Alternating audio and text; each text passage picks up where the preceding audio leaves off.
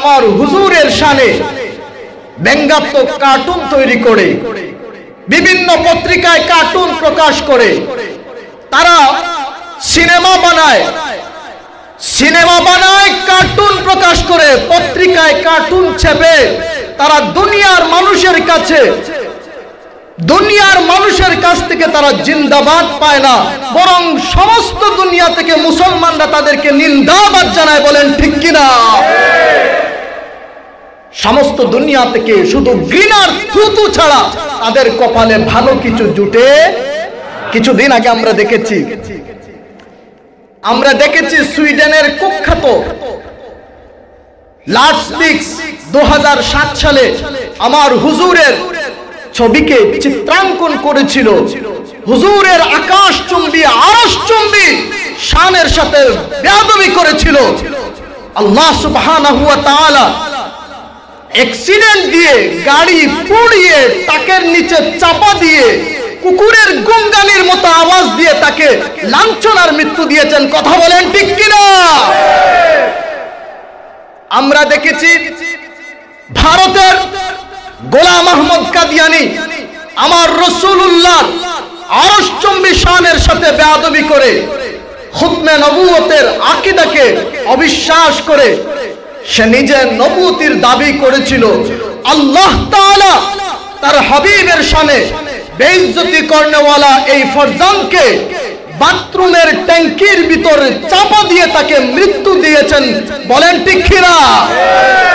তাহলে লাঞ্ছনা, কলঙ্ক তাদের কপালে যারা রাসূলুল্লাহর আরশচুম্বী মর্যাদাকে ছোট করতে চায়, খাটো করতে চায়।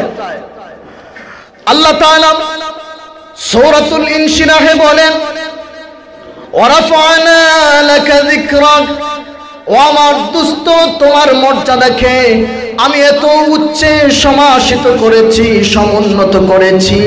কেমন সমুন্নত করেছি তার জবাব দিয়েছেন। খন্দকের যুদ্ধে আমার রাসূল যখন পরীক্ষা খনন করছেন, গর্ত খনন করছেন, হুজুর গর্ত খনন করতে গিয়ে হুজুরের এবং সাহাবায়ে কেরামের আসরের নামাজ কাজা হয়ে যায়।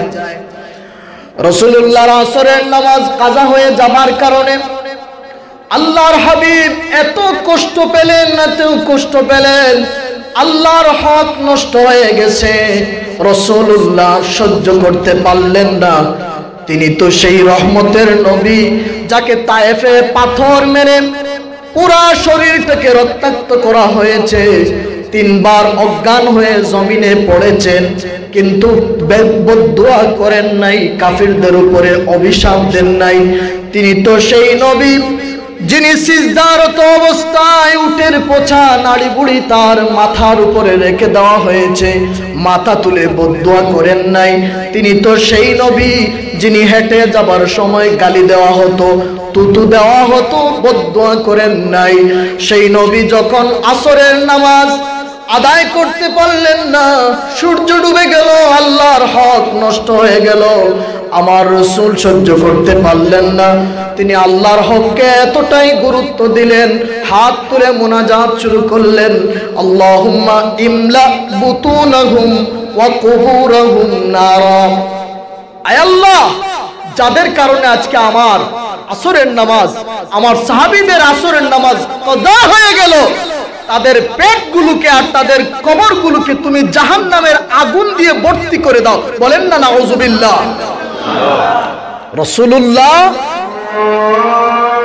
দোস্ত আমি তোমার শানকে মানকে এত বাড়ালাম, কতটুকু বাড়ালাম যে হাদিসে এসেছে ওয়ালা শারাতুম মিন শিআরি রাসূলিল্লাহ, রাসূলুল্লাহর একটা চুলকে নিয়ে যদি কেউ, একখানা চুল মুবারককে নিয়ে কেউ যদি তাখফিফ করে, ইস্তেহানা করে, তুচ্ছ তাচ্ছিল্য করে, ওই মানুষ আর মুমিন থাকতে পারে না। 1000 বার কালিমা পড়লেও এর ভাগ্যে ঈমান জোটে না, বরং বেঈমান হয়ে মরা ছাড়া তার আর কোনো উপায় থাকে না। কথা ঠিক না?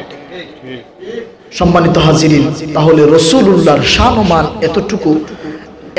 একটা কথা বলি, আপনি 1 যুগ 1 শতাব্দী যদি আপনি প্রত্যেক দিন ফরজ নামাজ 5 ওয়াক্ত, তাহাজ্জুদের নামাজ, তারপরে ইশরাক, আওয়াবিন, দুহা, চাষ, কোন নফল যদি আপনি বাদ না দেন, সমস্ত কিছু পড়েন, আর যদি অনিচ্ছায় কিংবা ইচ্ছায় রাসূলুল্লাহর শানে আপনার কোনো গুস্তাখি হয়ে যায়, বেয়াদবি হয়ে যায়, আপনার 1 শতাব্দী জিন্দেগির আমলকে আল্লাহ তাআলা আন তাহবাতা আমালুকুম ওয়া আনতুম লা তাশউরুন, মুহূর্তের ভিতরে আল্লাহ সব বরবাদ করে দিবেন, আপনি টের পাবেন না।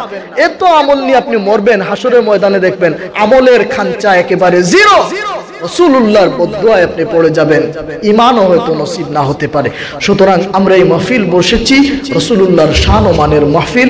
এই মাহফিল আমাদেরকে এটাই শিক্ষা দেয়, আমাদের প্রজন্মের পর প্রজন্মকে এই শিক্ষা দেয় যে রাসূলুল্লাহর তাজিম, রাসূলুল্লাহর আজমত, রাসূলুল্লাহর ইজ্জত, রাসূলুল্লাহর মহব্বত আমরা আমাদের সিনায় রাখবো। আমাদের বাচ্চাদেরকে শিক্ষা দেব, আল্লিমু আওলাদাকুম বিমুহাব্বতি রাসূলিল্লাহ, তোমরা তোমাদের সন্তানকে রাসূলুল্লাহর মহব্বত শিক্ষা দাও। রাসূলুল্লাহর হাদিস, 3 জিনিস শিক্ষা দেওয়ার ব্যাপারে রাসূলুল্লাহ নির্দেশ করেছেন, কোরআনের তেলাওয়াত, রাসূলুল্লাহর মহব্বত আর আহলে বায়তের মহব্বত।